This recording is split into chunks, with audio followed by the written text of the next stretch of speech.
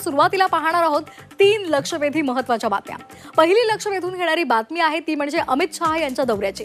पुण्यामध्ये अमित शहा आणि एकनाथ शिंदे यांच्यामध्ये चर्चा झालेली आहे। रायगडच्या पालकमंत्री पदावर मंथन झाल्याची सुद्धा माहिती मिळते।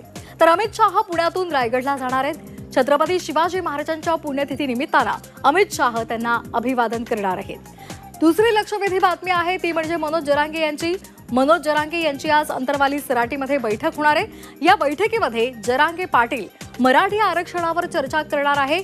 तसंच मराठा समाजाच्या आरक्षणासंदर्भात जरांगे काय भूमिका घेतात याकडे सुद्धा लक्ष आता लागून राहिलेलं आहे।